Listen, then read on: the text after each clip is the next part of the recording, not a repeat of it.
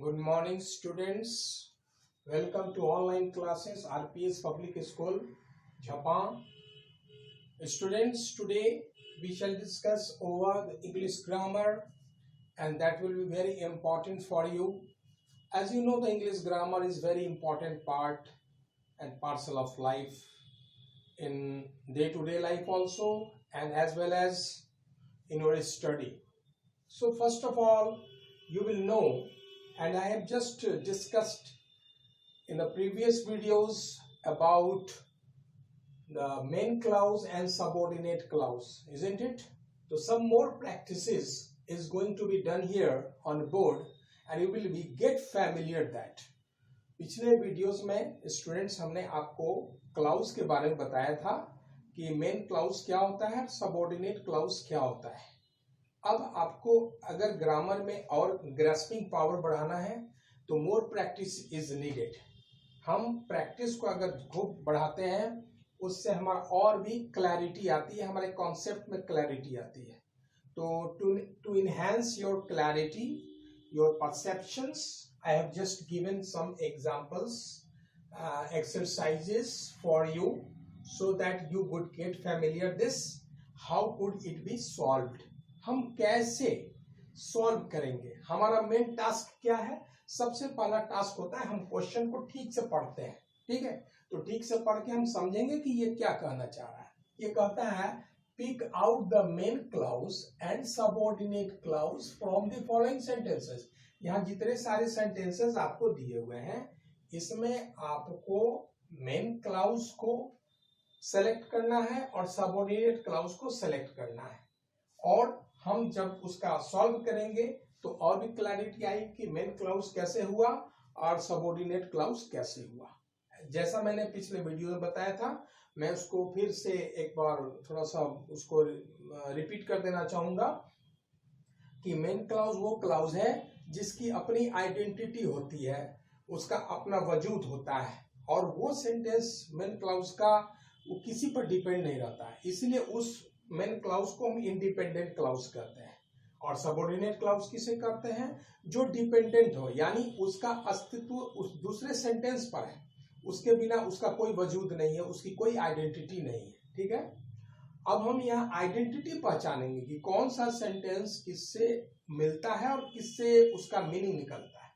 Number 1 sentence में आप आइएगा, देखेंगे the house that Jack built is quite large. Jack name है, नाम है किस इंसान का? जैक. ठीक है, तो house that Jack built is quite large. अब इसमें आपको पहले सबसे पहला ये देखना है कि इसमें मेन सेंटेंस कौन है और डिपेंडेंट सेंटेंस कौन है. और जैसे ही आप मेन सेंटेंस को आइडेंटिफाई कर लेते हैं आपको इस बात का एकदम कॉन्फिडेंस बिल्डअप होता है कि नहीं ये मेन सेंटेंस है, इसको मेन क्लाउज कर देंगे और जो डिपेंडेंट होगा उसको इंडिपेंडेंट क्लाउज करेंगे. ठीक है, तो सबसे पहले अब आप आइए इसमें देखते हैं. The house that Jack built is quite large. अब देखिए इसमें मेन सेंटेंस को मैं इसको ऐसे जिग जैग लाइन में लिख रहा हूं, इसको ध्यान से देखिएगा. The house is quite large. ठीक है, ये जो मैंने सेंटेंस दिखाया आपको, जो ग्रुप ऑफ वर्ड्स है, इसका एक अपना मीनिंग निकल रहा है. The house is quite large, इसका अपनी मीनिंग्स निकल रही है. इसमें कहीं कोई दोष नहीं है, कोई एरर नहीं है कि ये मेन सेंटेंस नहीं है. जब ही मेन सेंटेंस ही आएगा इसको आप मेन क्लाउज में कन्वर्ट कर देंगे. ठीक है, तो ये आपका हो गया main clause. M for main दे देते हैं. ठीक है, इसका शॉर्ट में मैं लिख दे रहा हूं एम.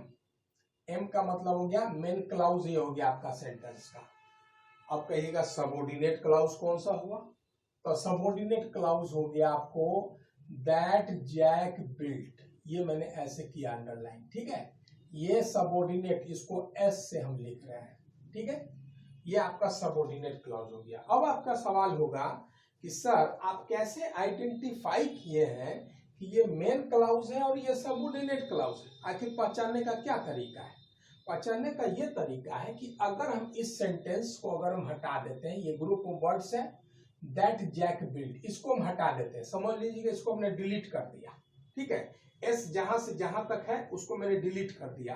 अब आप पढ़िए, the house is quite large, अपने आप में एक मीनिंग दिखा रहा है, और जब वो अपने आप में मीनिंग दिखा रहा है तो ऑब्वियसली वो मेन क्लाउज हो गया, ये किसी पर डिपेंड नहीं है।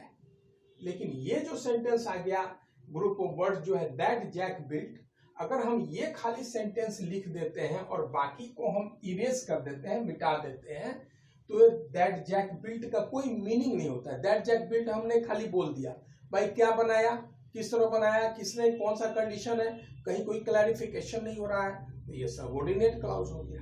बस very it's a very simple use and very simple practice for you. It's a tips for you. You can identify very clarity.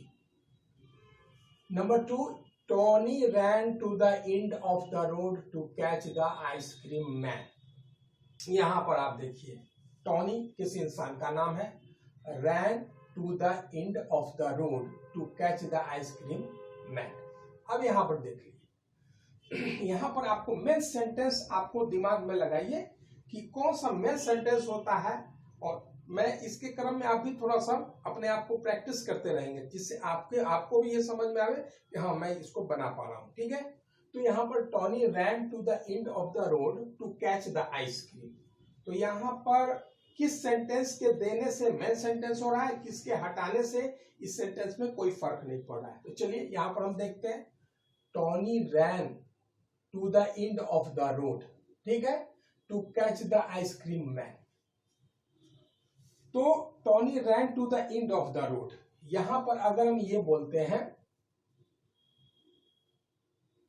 Tony ran to catch the ice cream man, ठीक है, Tony ran to catch the ice cream man, ठीक है, ये sentence आपका हो गया to the end of the road. तो अगर हम ये इसको अंडरलाइन कर देते हैं, Tony ran to catch the ice cream man, ठीक है, तो ये आपका क्या हो गया, ये मेन क्लाउज आपका हो गया, ठीक है, ये मेन, एम फॉर मैन हो गया, main clause. Tony ran to catch the ice cream man, ठीक है। और अब ये सेंटेंस देखिए, to the end of the road, ठीक है, to the end of the road, अगर हम अब इस सब को इरेज कर देते हैं, मिटा देते हैं और खाली लिखते हैं to the end of the road, तो ये इसका कोई मीनिंग नहीं झलक रहा है। जब ये ग्रुप ऑफ वर्ड्स इस मेन सेंटेंस से जुड़ता है तब जाके इसकी मीनिंग निकल रही है, यानी ये सेंटेंस इस पर डिपेंडेंट है। जो डिपेंडेंट हो गया तो ये हो गया सबऑर्डिनेट क्लाउज, और जो इंडिपेंडेंट हो गया वो मेन क्लाउज हो गया। तो ये आपका सबऑर्डिनेट क्लाउज होगा, और इसको हम एस से हम डिनोट कर रहे हैं, एस, ठीक है, एस, एस फॉर सबऑर्डिनेट, यानी यहां से यहां आपका सबऑर्डिनेट क्लाउज हो गया। और जिग जैग लाइन जो हमने दिखाया है ये सब, ये मेन क्लाउज आपका हो गया, ठीक है, ये मेन क्लाउज हो गया। अब आते हैं हम लोग नंबर 3 क्वेश्चन में। शरण jumped when he heard a bang।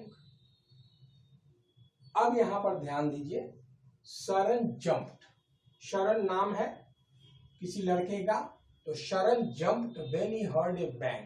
अब इसको दो कैटेगराइज कीजिए, कौन कौन सेंटेंस हो सकता है। तो एक कैटेगरी हो गया शरण jumped, ऑब्लिक करके मैं बता रहा हूं, और when he heard a bang, ठीक है, तो दो सेंटेंस हो गया। अब इसको हम मिटा देते हैं। अब आप देखिए, शरण जम्प्ड, अगर मैं इसको अंडरलाइन कर देता हूं, ये हो गया आपका मेन क्लाउज, और व्हेन, मैं सीधी लाइन एकदम स्ट्रेट खींच रहा हूं सबऑर्डिनेट क्लाउज के लिए, ये आप ध्यान में रखेंगे, ठीक है, ये हो गया आपको सबऑर्डिनेट क्लाउज, यहां से यहां तक। अब कहिएगा सर ऐसा क्यों हुआ, इसीलिए हुआ कि शरण जंप्ड अगर हम खाली लिखते हैं तो चलिए कुछ मीनिंग हुआ, किसी कारण से कूदा होगा, ठीक है। When he heard a bang, अगर हम यहाँ ये दे देते हैं तो इससे ये नहीं क्लियर होता है कि सेंटेंस क्या कहना चाह रहा है, और इस वजह से हमें इस बात की दिक्कत होगी। तो हम सडन जंप को मेन क्लाउज में दे दिए, when he heard a bang subordinate clause में आ गया। This picture is made with pencil shavings. इसमें हम क्या देख रहे हैं, this picture is made with pencil shavings. अब इस सेंटेंस में मेन जो है वो सेंटेंस क्या है, तो this picture is made with pencil shavings. तो दिस पिक्चर इज मेड, अब किससे बना हुआ है हम इस बात को हम नहीं समझना है, ठीक है। दिस पिक्चर इज मेड, ये हो गया मेन क्लाउज में आ गया आपका मेन क्लाउज। और सबऑर्डिनेट क्लाउज क्या हो गया, जो डिपेंडेंट हो गया, तो डिपेंडेंट में आएगा ये, अंडरलाइन कर दीजिए इसको। ये चूंकि डिपेंडेंट है, इसका मीनिंग जो है इस पर डिपेंड कर रहा है। खाली दिस पिक्चर इज मेड, ठीक है, बना हुआ है, किससे बना हुआ है इससे हमको बहस नहीं है ना। तो विथ पेंसिल शेविंग्स इस पर डिपेंड हो गया, इसे सबऑर्डिनेट क्लाउज, ये मेन क्लाउज हो गया। अब नंबर 5 क्वेश्चन में आइए, please tell me where I must go. कृपया आप हमें कहिए हमें कहाँ जाना चाहिए। अब यहाँ पर कौन सा मेन सेंटेंस होगा और कौन सा सबऑर्डिनेट क्लाउज का होगा, वो चीज आपको देखना है। तो प्लीज टेल मी, अगर हम सिर्फ इतना आपको बोलते हैं तो आप इसका मीनिंग तो आ ही रहा है, इसलिए ये मेन क्लाउज हो गया। और वेयर आई मस्ट गो, ये चूंकि इस पर डिपेंडेंट है इसीलिए ये आपका सबऑर्डिनेट क्लाउज होगा, ठीक है, ये आपका सबऑर्डिनेट क्लाउज हो जाएगा। इस सबऑर्डिनेट क्लाउज को हम कैसे इसको आइडेंटिफाई किए, इसको चूंकि ये इस पर डिपेंड है, इसका मीनिंग अगर आप अकेले में इसको डिलीट कर देते हैं, इसको इरेज कर देते हैं यहां से यहां तक, तो इसकी मीनिंग अपने आप में कंप्लीट है, इसलिए मेन क्लाउज हो गया, आई सबऑर्डिनेट क्लाउज हो गया। नंबर 6 क्वेश्चन में आइए, the teacher gave all the children a bar of chocolate. अब देखिए यहाँ पर teacher gave all the children a bar of chocolate, इसमें हमको मेन क्लाउज कौन नजर आएगा, इसको आप देखिए, the teacher gave all the children a bar of chocolate. बहुत सारे जो है स्टूडेंट थोड़ा कंफ्यूज हो जाते हैं कि इतना बड़ा लंबा सेंटेंस है, अब इसमें मेन क्लाउज कैसे पकड़े, सबऑर्डिनेट क्लाउज कैसे पकड़े।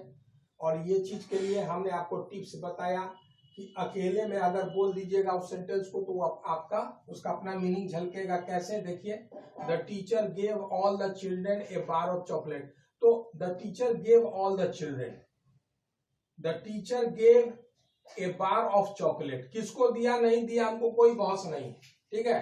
तो यहां से यहां तक जो आपका आ रहा है, द टीचर गेव, यहां पर ऑल के नीचे नहीं, the teacher gave a bar of chocolate. अब किसको दिए टीचर ने, अगर ये नहीं भी देते हैं तो इसके मीनिंग में कोई भी उसका मीनिंग में कोई परिवर्तन नहीं आता है।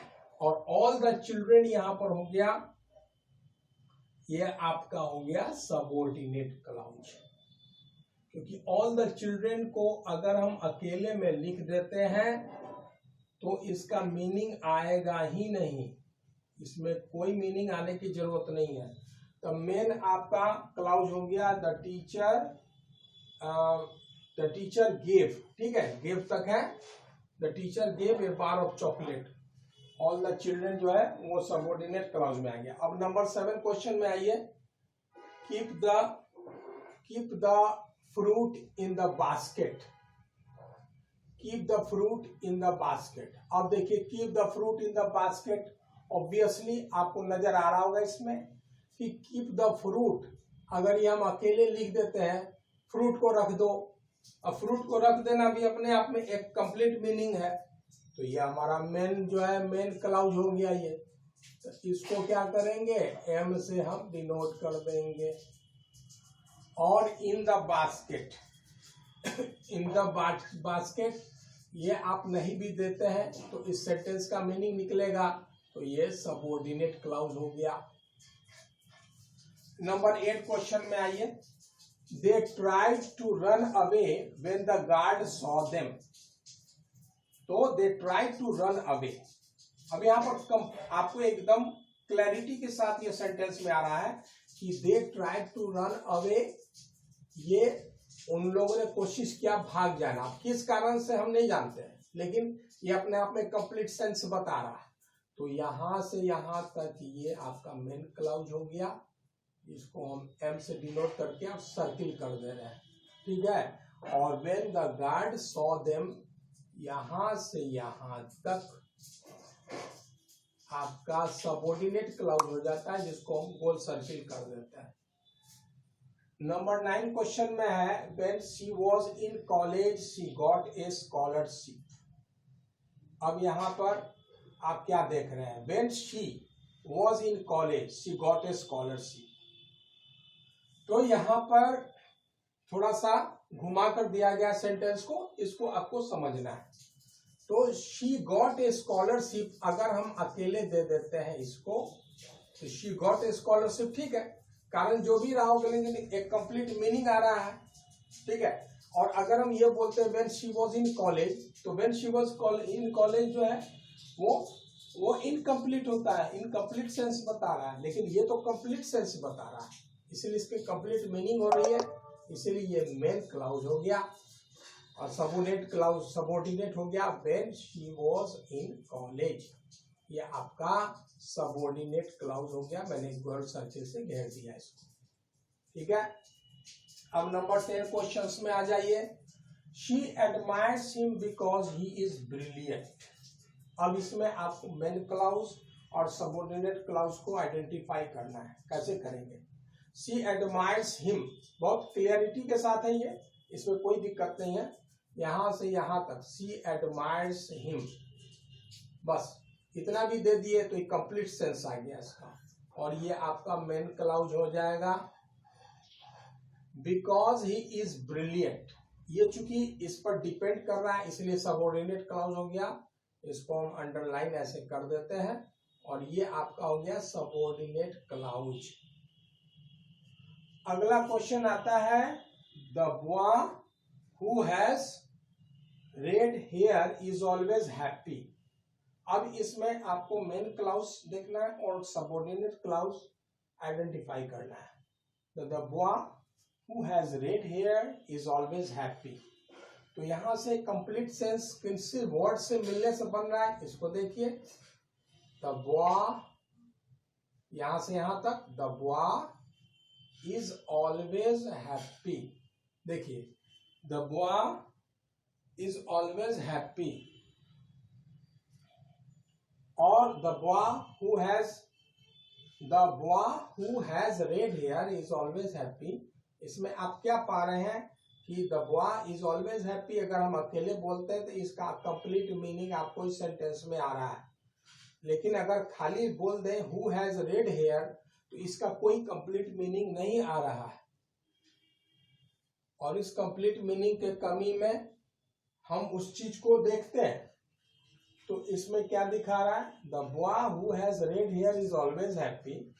तो इस चीज को हम ये देखते हैं कि हु हैज रेड हेयर, ये जो है अपने आप में इनकम्प्लीट मीनिंग आ रहा है। अगर हु हैज रेड हेयर बोलते हैं तो उसका एक इनकम्प्लीट मीनिंग आता है, और इनकम्प्लीट के वजह से इसका जो है ये चूंकि इस पर डिपेंडेंट हो गया, जब इनकम्प्लीट हो गया तो इसका मतलब ये सेंटेंस इस पर डिपेंडेंट हो गया, और जब डिपेंडेंट हो गया तो सबऑर्डिनेट हो गया। तो मेन क्लाउज कौन हो गया? इसको हमने ऐसे गोल घेरा लगा दिया, और ये सबऑर्डिनेट क्लाउज आपका इस तरह से होता है, एस फॉर सबऑर्डिनेट क्लाउज। इसके बाद अगला क्वेश्चन आता है I know who the culprit is. अब इसमें बहुत सारे स्टूडेंट्स थोड़ा सा छोटा सेंटेंस देखने में है, लेकिन थोड़ा सा आपको लगेगा कि ये क्या है। किसी किसी को हो सकता है, कोई भी बहुत सारे स्टूडेंट्स को आइडेंटिफाई भी कर ले तुरंत। तो आई नो ये आपका एकदम मेन सेंटेंस हो गया। आई नो, मैं जानता हूं, क्या जानता हूं इससे कोई बस नहीं, लेकिन अपने आप में एक सेंटेंस है ये।